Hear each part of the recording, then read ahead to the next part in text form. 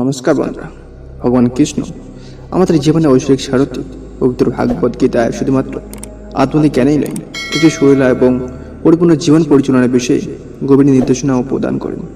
এই নির্দেশনার একটি দিক আমরা যে ধরনের খাদ্য গ্রহণ করি তার সাথে সম্পর্কিত, এবং ভগবান কৃষ্ণ তার অসীম জ্ঞানে 3 ধরনের খাবার তুলে ধরেন যা সম্ভবভাবে ব্যক্তি আমি কমিয়ে দিতে পারে। প্রথমত তাৎসমিক খাবারের প্রভাব নিয়ে চিন্তা করা যাক। ভগবান কৃষ্ণ জড়তা ও অন্ধকারে ভরা এইসব পদার্থের সেবনের বিরুদ্ধে সতর্ক করেছেন। এই খাবারগুলি প্রায়শই প্রতিক্রিয়াজাত এবং ভারী মনকে নিস্তেজ করতে পারে, মিকের বিচার করতে পারে এবং অলসতার দিকে নিয়ে যেতে পারে।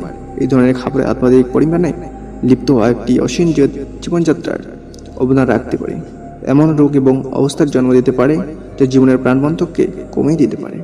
দ্বিতীয়ত, ভগবান কৃষ্ণ রাজসিক খাবারের প্রতি মনোযোগ আকর্ষণ করেন, যেখানে আত্মাধিক মশলাদার নোনতা এবং উদ্দীপক, যদিও কিছু স্তরের উদ্দীপনা স্বাভাবিক, তবে রাজসিক খাবারের অতিরিক্ত খাওয়ার ফলে উচ্চ আকাঙ্ক্ষা, অস্থিরতা এবং মনের ভারসাম্যহীন অবস্থা হতে পারে। এই ধরনের ভারসাম্যহীনতা ও দীর্ঘস্থায়ী হলে চাপ সম্পর্কিত ব্যথিত অবদান রাখতে পারে, যা মানসিক এবং শারীরিক সুস্থতা বইকে প্রভাবিত করে।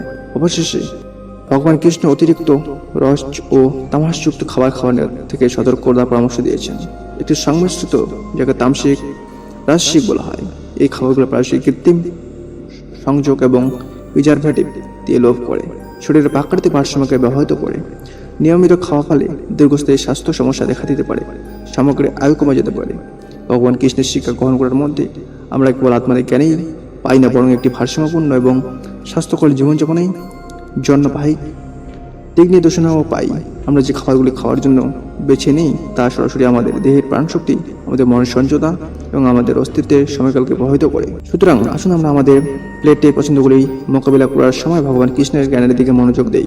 আসুন আমরা স্বাস্থ্যিক খাবার বেছে নিই, যেগুলো খাঁটি, তাজা এবং শরীর মেনে পুষ্টিকর সত্যের নীতির সাথে সামঞ্জস্যপূর্ণ একটি খাদ্য গ্রহণ করার মাধ্যমে আমরা অবধারণের শান্তি, মানসিক স্বচ্ছতা এবং সামগ্রিক সুস্থতা গড়ে তুলতে পারি।